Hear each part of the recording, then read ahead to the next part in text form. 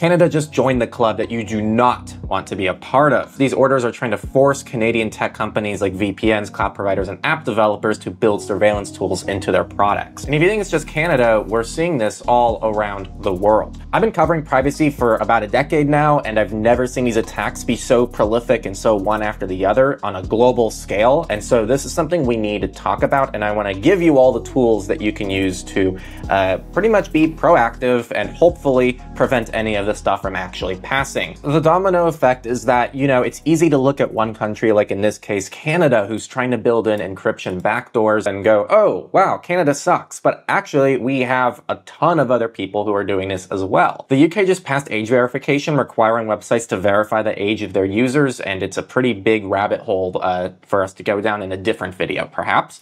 But what's more potentially relevant to this video is how the UK was trying to backdoor Apple's encryption, and Apple fought it, and I did all the coverage for that. You can find it in a different video there. Australia also has wanted an encryption backdoor and literally visited the house of an encrypted messenger session and forced them to leave the country. And I want to talk about that because that's very important. Switzerland even, who is notoriously well known for their pro-privacy stances on things, have now tried to pass rules that would require VPNs and messaging apps to identify and retain users' data. The US has continued to try this. And of course, we have chat control in the EU that's also trying to try this all around the European Union. The frustrating part about all of this is that it's the same playbook everywhere. It's always public safety justifications with a ton of technical ignorance. These are politicians who don't understand how encryption works. Encryption is either safe, mathematically secure, and doesn't have a backdoor that anybody can access. There is no middle ground. The other frustrating thing about this is the moving goalposts. 20 years ago, it was about terrorism and 9/11.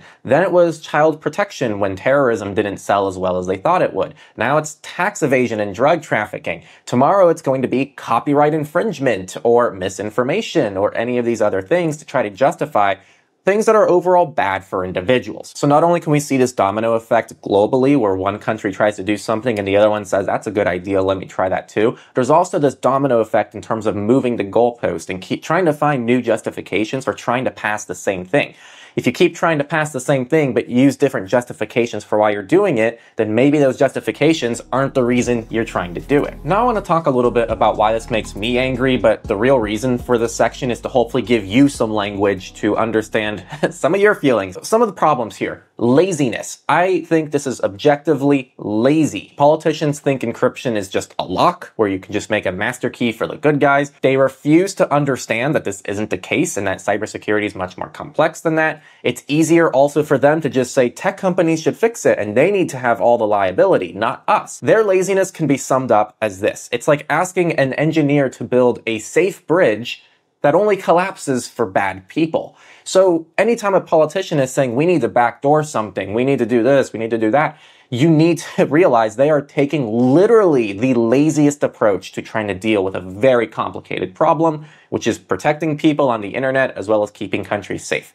Backdooring encryption is the laziest solution. That's problem one. Problem two is the hypocrisy of it all. Governments themselves use encryption constantly to protect their own communication. Banks rely on encryption for financial transactions. Somehow, though, citizens don't deserve this, and they can't be trusted with the same stuff that governments need. Governments seem to understand when they need to use it, but suddenly don't understand when citizens want privacy. 3, dishonesty. I don't think that all politicians are just ignorant of how this stuff works. A lot of them still push the thing of whole backdoors for good guys only, and they are told constantly by experts why that's not possible. Every expert universally agrees on this basic fact. Yet they still try to push client-side scanning, they still try to push this idea that we need a backdoor, and they have this myth of just targeted surveillance that only seems to impact individuals doing something wrong, when we know that surveillance typically requires surveilling everybody just to maybe catch 1 or 2 people. And the last problem is this has a chilling effect. We have services that are leaving countries over this stuff, right? So Session left Australia for Switzerland. And also Proton, due to Switzerland now going down the chute, is leaving Switzerland for the EU. I hope Session doesn't have to move another country now, but this is causing valuable services to leave the countries that they're a part of. It stifles innovation. Why would you ever build private or secure services when the governments will break them anyway? And also, it's self-censorship. No one wants to be on an internet where they feel like the government or companies are tracking every little thing they say or do. And this is why people seem to really be enjoying end-to-end encrypted services like iMessage or WhatsApp pretty much all around the world. They want to feel like their conversations are safe. You should know if you're using WhatsApp especially, it's a bit of an asterisk there, so maybe check out my video covering WhatsApp recently. So now we've covered why it's pretty overall valid to be frustrated about everything going on. I now want to share why I'm still optimistic about what's happening.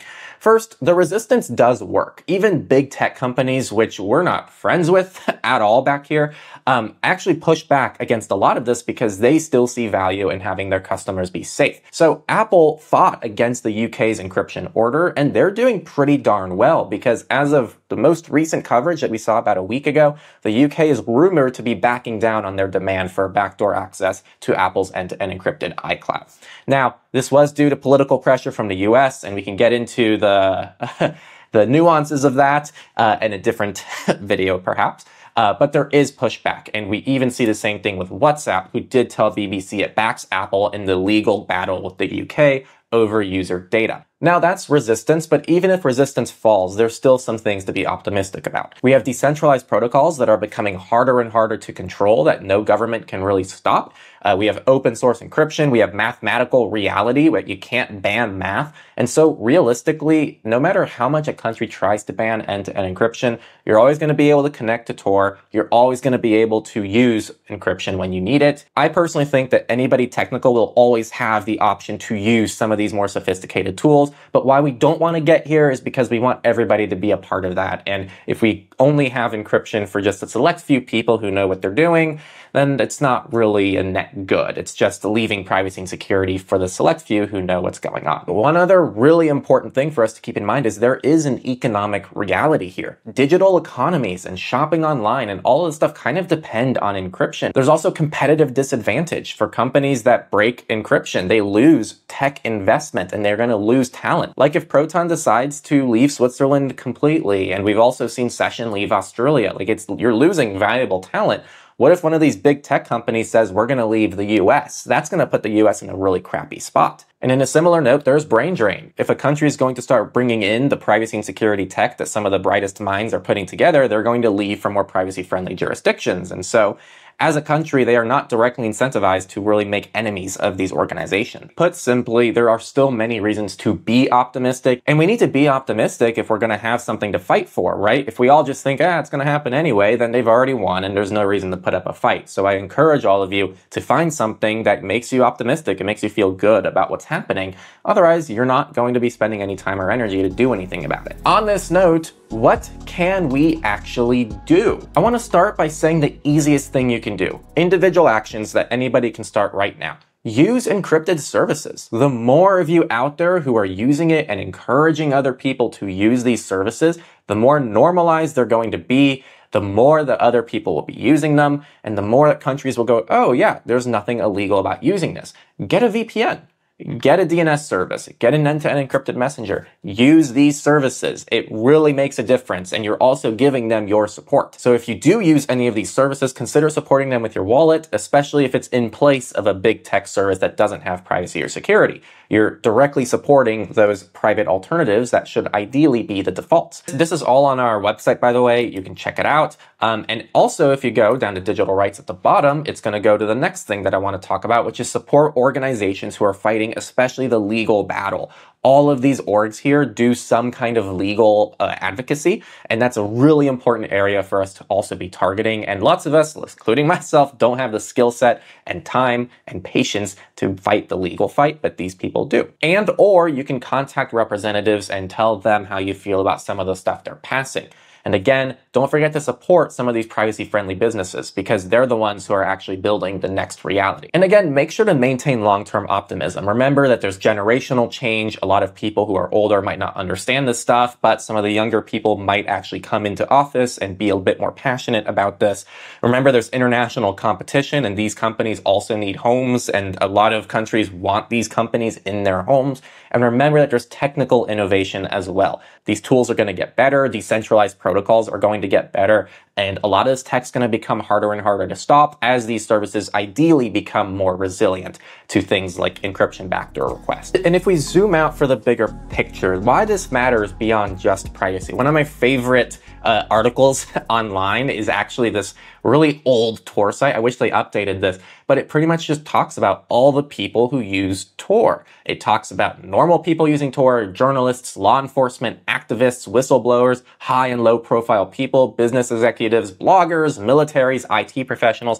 Literally everybody has some kind of use case for Tor, and it's not always just privacy. Remember that this is important for journalists protecting sources, which is important for maintaining democracy. We need activists, we need dissidents who are communicating freely and aren't under pressure from administrations. Remember that the slippery slope actually can be real. A lot of the surveillance tech that's being pushed on us was originally for terrorism. Then it was protecting kids. Now it's really like looking like tax enforcement more than anything. And also remember that a lot of the surveillance technology is part of the authoritarian playbook. So democracies that adopt authoritarian tools to spy on their citizens are not doing them a long-term service. So don't despair and look at the news and go, oh no, another country. Get active. In the last 5 years, these attempts keep coming forward, and not all of them actually succeed. A lot of them have enough pushback where they don't happen, or they keep delaying it, or they have to water down the amount of surveillance. So keep in mind that you being active and actually getting involved is a big difference, and this is a fight that we can win, but only if we engage. Make sure you're supporting the correct organizations, companies, and also channels and people that you look up to fight for this kind of stuff. And the future of privacy, again, depends on what you're doing now, as well as just digital rights as a whole. A lot of people are waking up to this, but not everybody, and you can be a part of the solution in getting those last few people up to speed, and that really is some of the biggest impact you can make. Thanks for watching, and I'll see you next time on Techlore.